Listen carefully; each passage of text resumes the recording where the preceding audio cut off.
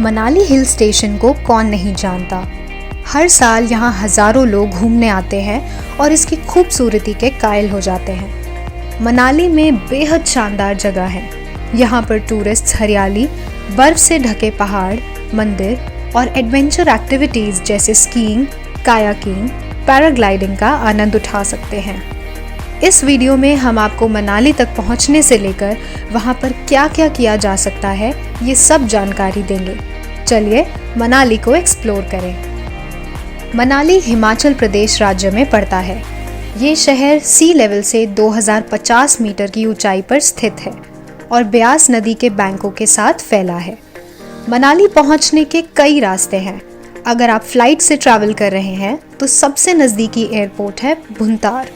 दिल्ली और चंडीगढ़ भुंतार एयरपोर्ट को कनेक्ट करते हैं। भुंतार मनाली से करीब 50 किलोमीटर की दूरी पर है। यहाँ पहुँचकर आप प्रीपेड टैक्सी लेकर मनाली तक पहुँच सकते हैं। अगर आप ट्रेन से आना चाहते हैं तो आपको अंबाला कैंट या चंडीगढ़ रेलवे स्टेशन तक पहुँचना होगा। अंबाला कैंट मनाली से 200 किलोमीटर और चंडीगढ़ 250 किलोमीटर दूर पड़ता है। यहाँ से आप बस या कैब लेकर मनाली पहुँच सकते हैं।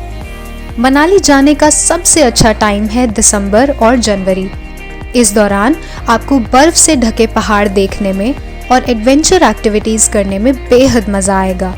यहाँ से आप सोलांग वैली और रोहतांग पास भी जा सकते हैं, जिसके बारे में हम आपको इस वीडियो में पूरी जानकारी देंगे। मनाली में रहने के लिए अनेक ऑप्शंस हैं। होटल से लेकर हॉस्टल्स, आपको सब तरीके के रहने के विकल्प मिलेंगे। अगर आप ऑन सीज़न जाते हैं, जो कि दिसंबर और जनवरी का महीना है, तो आपको होटल्स महंगे रेट पर मिलेंगे, इसलिए आप पहले ही अपनी बुकिंग करवा सकते हैं। ऑन सीज़न में एक दिन के रहने का खर्चा करीब 2 से 3 हज़ार पड़ता है। वहीं ऑफ सीज़न ये घटकर 900 से 1000 तक आ जाता है। तो अब जानते हैं मनाली में कौन कौन सी जगह आप घूम सकते हैं और यहाँ की प्राकृतिक सुंदरता का आनंद उठा सकते हैं। सोलांग वैली। सोलांग वैली को स्नो वैली के रूप में भी जाना जाता है। कोई भी टूरिस्ट मनाली में आने के बाद यहाँ आए बिना नहीं जाता। सोलांग वैली की खूबसूरती मंत्रमुग्ध करने वाली है। ये जगह सी लेवल से 2560 मीटर की ऊंचाई पर स्थित है। यहाँ पहुँचने के लिए आप एक दिन पहले ही अपनी कैब या बाइक बुक करवा सकते हैं। ट्रैफिक जाम से बचने के लिए सुबह सुबह निकलना लाभदायक रहेगा। यहाँ आने के बाद आप खूब सारी एक्टिविटीज़ जैसे paragliding, kayaking, RTV rides, skiing कर सकते हैं। पैराग्लाइडिंग 2 से 2500 के बीच में होती है। अगर आपको वीडियो बनवानी है तो GoPro के लिए अलग से 500 रुपये पे करना होता है। लैंडिंग के दौरान आपकी पिक्चर्स क्लिक की जाती हैं। यदि वो भी चाहिए तो आपको 200 रुपये और देने होंगे।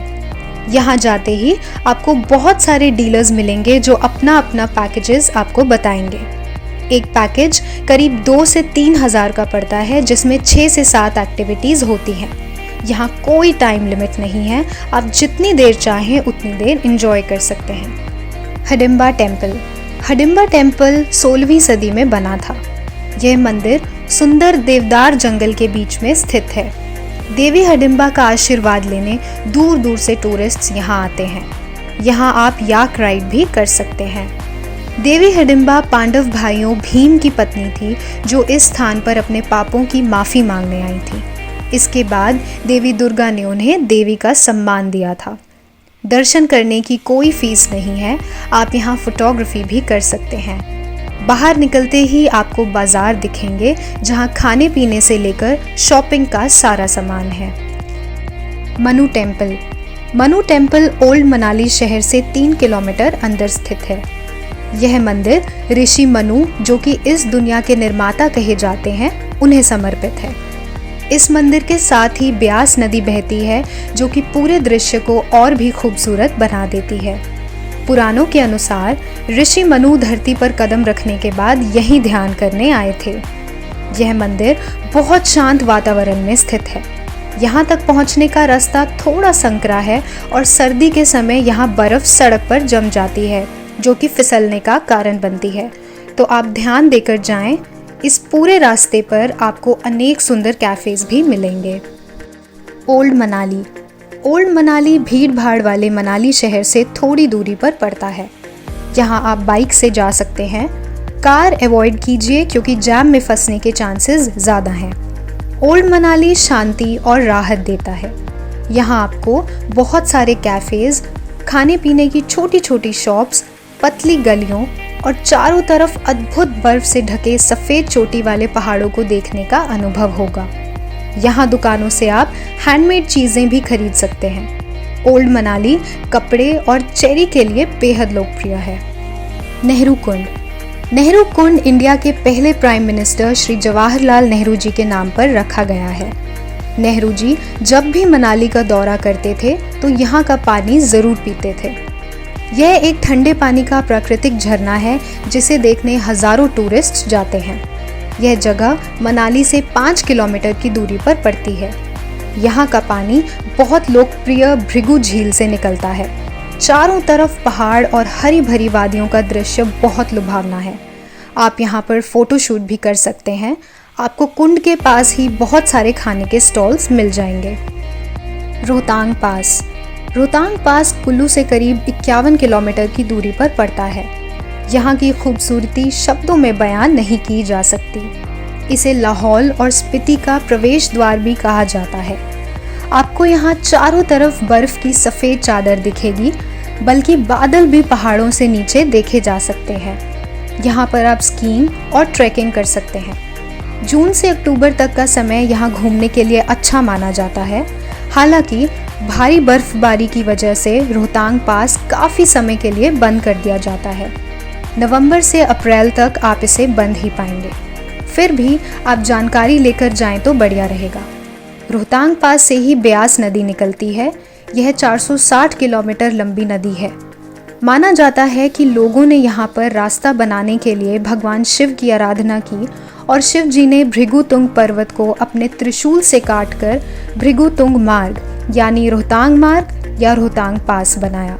यहीं पर महाभारत लिखने वाले वेद व्यास जी ने तपस्या भी की थी। जोगिनी वाटरफॉल्स। जोगिनी वाटरफॉल मनाली से करीब 4 किलोमीटर की दूरी पर स्थित है। यह एक बहुत प्रसिद्ध वाटरफॉल है जिसे देखने लाखों लोग हर साल मनाली आते हैं।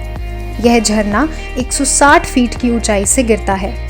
यहाँ तक पहुँचने के लिए आपको ट्रैक करके देवदार जंगल के बीच में से जाना पड़ता है।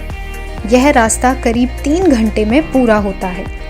इस वाटरफॉल की सुंदरता को बता पाना मुश्किल है।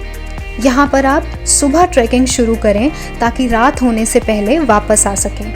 अपने साथ पानी की बोतल लेकर जाएं और खुद को हाइड्रेटेड रखें। यह थका देने वाला रास्ता ज़रूर है, पर पहुँचने के बाद आप इसकी खूबसूरती को बयान नहीं कर पाएंगे। Mall road. Mall road Manali की मेन अट्रैक्शंस में से एक है। यह रोड पूरा दिन भीड़ से भरी रहती है। यहाँ पर आपको ढेरों दुकानें, रेस्टोरेंट्स, कैफ़े ज़रूर मिलेंगे। आप भरपूर शॉपिंग कर सकते हैं और हैंडमेड चीज़ें, हैंडीक्राफ्ट सामान याद के रूप में खरीद सकते हैं। तो ये थी मनाली की सैर। हम आशा करते हैं कि आपको ये सारी जानकारी मनाली घूमने में मदद करेगी। ऐसी और मनोरंजक वीडियोस देखने के लिए हमें सब्सक्राइब करें और अगर ये वीडियो अच्छी लगी तो लाइक ज़रूर करें। मिलते हैं आपसे अगली वीडियो में किसी और खूबसूरत जगह को एक्सप्लोर करने के लिए। हमारे साथ जुड़ने के लिए धन्यवाद।